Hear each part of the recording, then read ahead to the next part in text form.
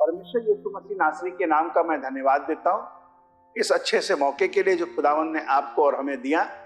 आज मैं आपके मध्य में जो विषय बांटना चाहता हूं वो हमको मिलेगा यशाया भविष्यवक्ता की पुस्तक, उसका 55 अध्याय 8वां और 9वां पद। क्योंकि यहोवा कहता है, मेरे विचार और तुम्हारे विचार एक समान नहीं, ना तुम्हारी गति और मेरी गति में एक सी है। क्योंकि मेरी और तुम्हारी गति में और मेरे और तुम्हारे सोच विचारों में आकाश और पृथ्वी का अंतर है। मैं आज के इस समय में परमेश्वर के वचन के मुताबिक कहना चाहता हूं, परमेश्वर का विचार और हमारा विचार। परमेश्वर का विचार हमारे लिए आसमान के तरीके से है। परमेश्वर का विचार मनुष्य के विचारों में बहुत भिन्नता पाई जाती है।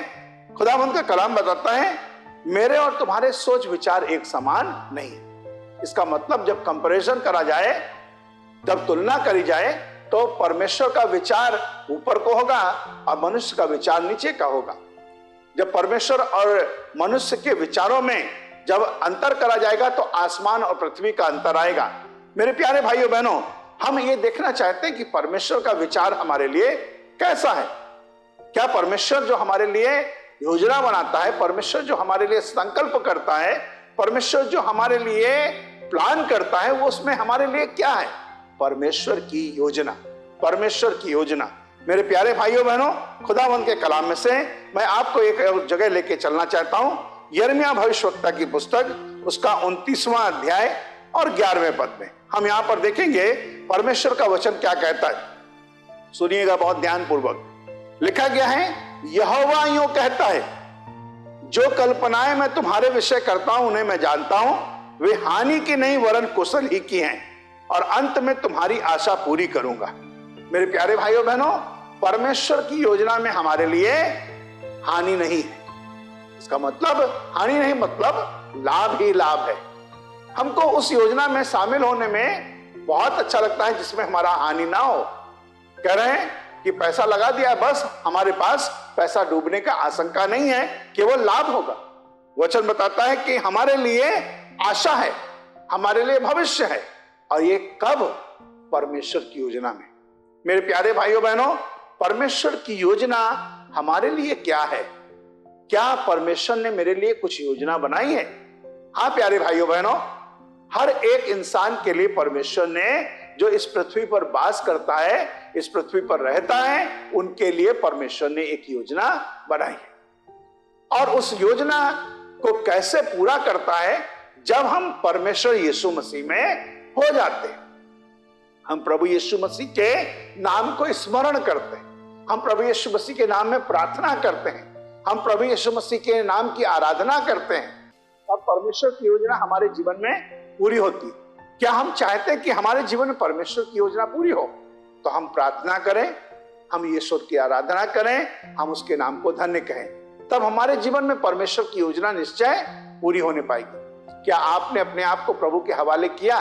क्या आज आप अपने जीवन में परमेश्वर की योजना में शामिल होना चाहते हैं? मैं आपको कुछ एक जगह लेके चलना चाहूंगा।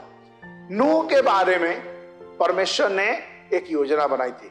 नूह के बारे में क्या था मेरे प्यारे भाइयों बहनों, कि नूह के परिवार को परमेश्वर हिफाजत से रखेगा, लेकिन उसके लिए उसको 100 साल तक मेहनत करनी पड़ेगी, एक बड़े जहाज का निर्माण करना पड़ेगा। मेरे प्यारे भाइयों बहनों, हालांकि लग रहा था बहुत कठिन, लेकिन परमेश्वर ने उस सब को आसान कर दिया। कैसे आसान कर दिया? क्योंकि परमेश्वर ने आदम के लिए, नूह के लिए परमेश्वर ने योजना बनाई। अब्राहम के लिए परमेश्वर ने योजना बनाई, यहां तक कि यूसुफ के लिए परमेश्वर ने योजना बनाई। खास तौर से मैं आज आपको कहना यह चाहता हूं, प्रभु की योजना, परमेश्वर की योजना। मैं आज आपको एक जगह लेके चलना चाहता हूं और ये जगह है तरसीस। मेरे प्यारे भाइयों बहनों, तरसीस जाने के लिए योना ने अपने पैसे खर्च किए, जहाज का टिकट खरीदा, सवार हो गया, लेकिन प्रभु की योजना नीनवे की थी, तरसीस जाने की नहीं थी।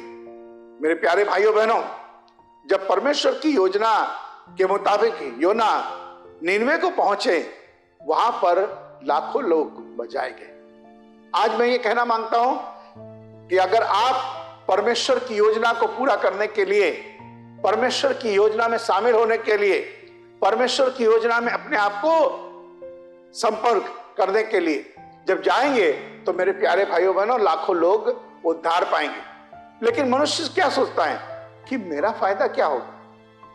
प्रभु का योजना सुनिएगा। मैंने शुरुआत में कहा 29वें अध्याय के 11वें पद में लिखा गया है, आशा, भविष्य और लाभ। आशा है, भविष्य है और लाभ है। यह है परमेश्वर की योजना में। मेरे प्यारे भाइयों बहनों, अगर आपको आज की इस सुबह में परमेश्वर के वचन को पढ़ने को मिले तो आप क्या करेंगे? आइए हम परमेश्वर के वचन में से एक पद देखते हैं, और वो पद मिलेगा आपको पहला पत्रस 2 अध्याय उसका 5वां पद। पहला पत्रस उसका 2 अध्याय और 5वां पद हम यहां पर देख रहे हैं।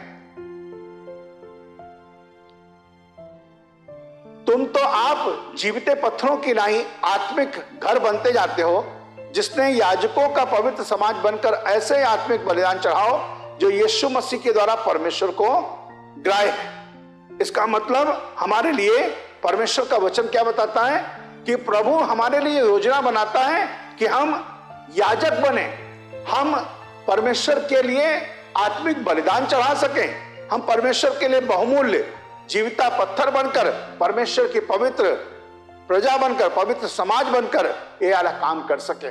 मेरे प्यारे भाइयों बहनों, वचन बताता है कि तुम आप जीविते पत्थरों की नाई आत्मिक घर बनते जाते हो।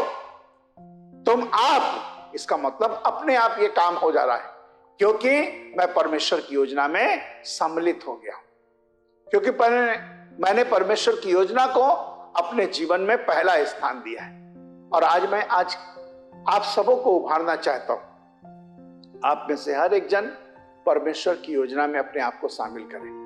मेरे प्यारे भाइयों बहनों, सद्रक, मेशक, अबेदनगो, ये 3 ऐसे लोग हैं जिनके बारे में परमेश्वर ने एक बड़ा प्लान रखा था, बड़ा संकल्प किया था। हालांकि वहां के राजा ने एक बड़ी घोषणा कराई थी, एक बड़ी मूर्ति को स्थापित किया और कहा कि जब सारे बाजे बजेंगे तो हर एक जन इस मूर्ति के सामने दंडवत करेगा।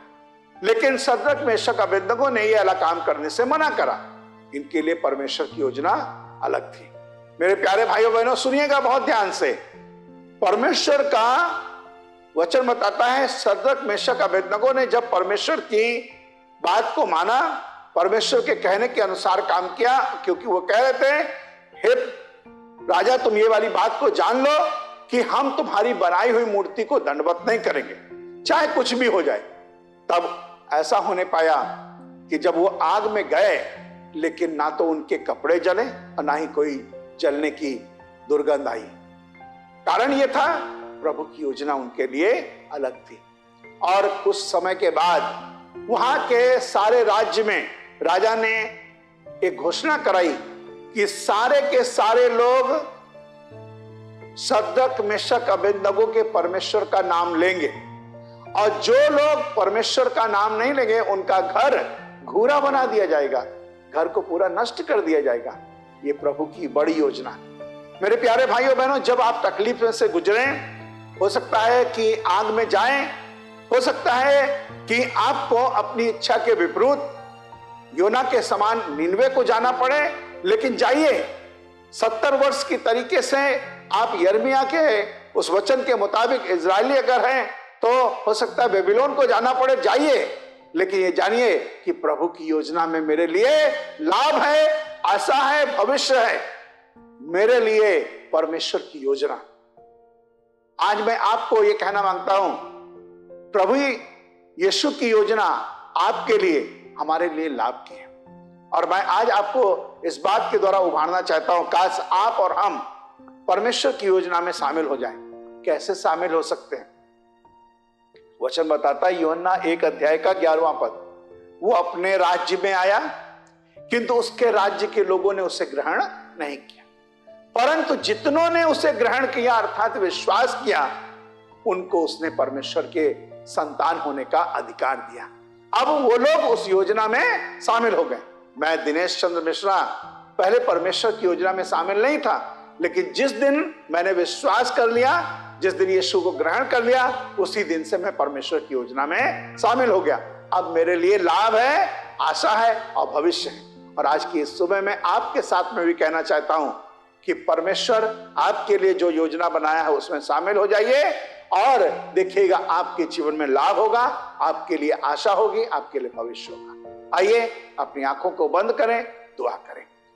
परमेश्वर पिता, हम आपका धन्यवाद देते हैं। यीशु मसीह नासरी प्रार्थना करते हैं, प्रभु हमें आपकी योजना में शामिल होना है। आपकी योजना हमारे लिए लाभ की है, आपकी योजना हमारे लिए भविष्य की है, आपकी योजना हमारे लिए आशा की है। यीशु मसीह नासरी के नाम में इस दुआ को मांगते हैं, आमीन। प्रभु आप में से हर एक को बहुत ऐसे आशीष दे।